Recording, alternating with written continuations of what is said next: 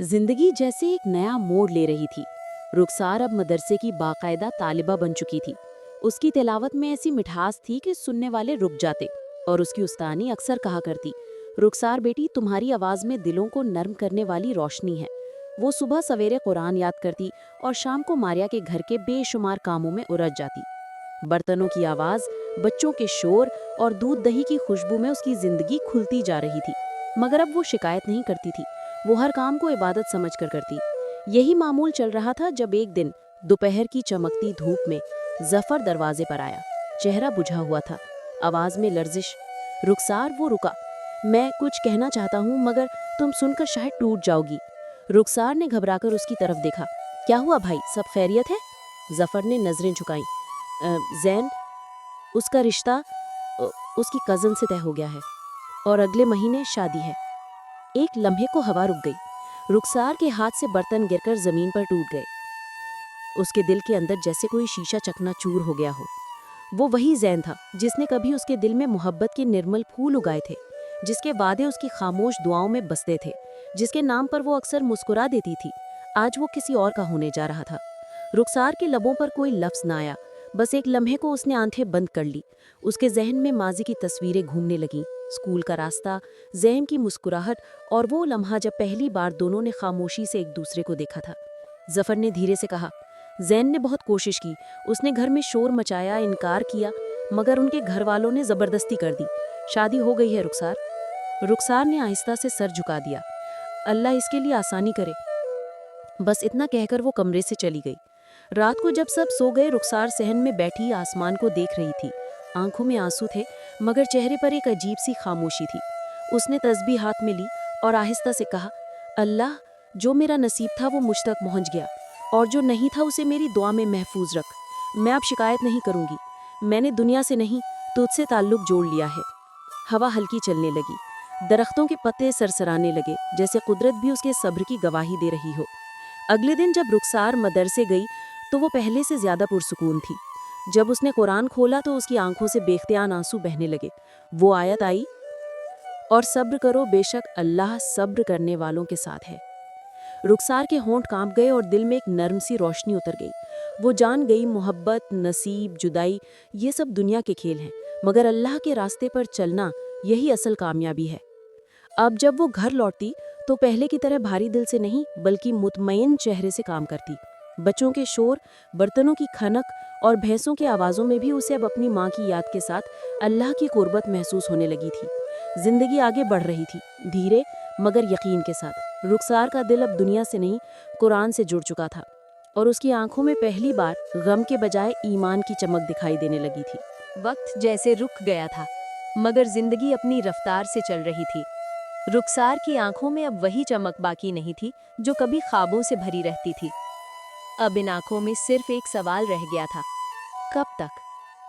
5 साल गुजर गए थे मारिया के घर रहते हुए। सुबह से शाम तक रुखसार की जिंदगी चूल्हे की आंच, बर्तनों की आवाज और बच्चों के शोर में सिमट गई थी। मारिया की चारों बेटे अब बड़े हो रहे थे।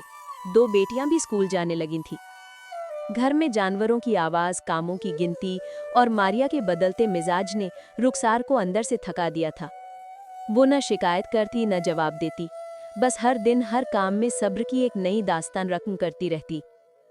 कई बार रिश्ते आए, कोई उस्तानी बनने वाली लड़की के लिए, कोई नेक और पढ़ी लिखी बेटी के लिए, मगर कभी मारिया को पसंद ना आया, कभी उसके शौहर को। कोई कहता, रुखसार बहुत सादा है, हमारे घर के हिसाब से नहीं। कोई कहता, उम्र कुछ बढ़ चुकी है, कोई कम उम्र लड़की देख ले। रुखसार बस खामोश सुनती रहती।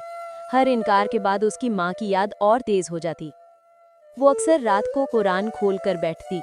तिलावत करते करते आंखों से आंसू बहने लगते और दिल में एक ही दुआ होती, अल्लाह, बस मुझे सब्र की तौफीक दे। इधर जफर अक्सर उसके बारे में सोचता। उसे बहन का दुख बर्दाश्त न होता। वो जब दफ्तर से वापस आता तो सीधा जुहेब के घर चला जाता। रुखसार वहां न होती, मगर उसके बारे में पूछता रहता। जुहेब की बीवी को ये बातें पसंद न आती। वो तंज करके कहती, बहुत फिक्र है ना अपनी बहन की, तो ले जाओ उसे अपने घर। जफर का दिल कट जाता, मगर वो जानता था हालात उसके बस में नहीं। वो सिर्फ दुआ कर सकता था। रुखसार कभी कभार ज़ुहैब के घर जाती तो वहाँ का माहौल और भी तंग कर देता। ज़ुहैब, जो कभी उसका मुहाफिज था, अब बात बात पर चुभता हुआ जुमला कह देता, कितनी उम्र हो गई है तेरी, कब तक दूसरों के घरों में रहेगी। रुखसार खामोश रहती, चेहरे पर हल्की मुस्कुराहट लाकर जवाब देती, अल्लाह की रज़ा में ही सुकून है भाई। मगर दिल के अंदर से सब्र की दीवार में दरारें पड़ चुकी थी। जफर जब भी बहन के पास आता तो उसे देखकर दिल भर आता। चेहरा मुरझाया हुआ, हाथों पर झुर्रियां और आंखों में वही थकावट जो एक तवील कुर्बानी के बाद आती है। वो कहता, रुखसार, तुम अब और कब तक यूं रहोगी, मैं बात करता हूँ मारिया से। रुखसार बस सर झुकाकर कह देती, नहीं जफर, मत कहना कुछ, मैं किसी के लिए बोझ नहीं बनना चाहती, ये घर भी मेरी पनाहगाह है, चाहे दिल का सुकून छिन गया हो। रातों को जब सब सो जाते तो रुखसार आंगन में बैठकर आसमान को तका करती। चांदनी में उसकी माँ का चेहरा नजर आता और आंसू खुद ब खुद बहने लगते। कभी कभी वो दिल ही दिल में कहती, अम्मी, मैंने वादा किया था, मैं सब्र करूंगी, मैं कुरान से जुड़ गई हूँ, मगर दिल का खालीपन भर नहीं रहा, काश आप एक दिन के लिए लौट आती। वक्त गुजरता गया, मारिया की जबान अब और सख्त हो गई थी, बच्चे बड़े, घर के काम बढ़ गए और रुखसार की जवानी जैसे चूल्हे की आंच में जलकर राख हो गई। लेकिन उसकी पेशानी पर हमेशा सुकून का साया रहता, क्योंकि वो जानती थी, दुनिया के इनकारों के बाद भी अल्लाह कभी किसी का दरवाज़ा बंद नहीं करता।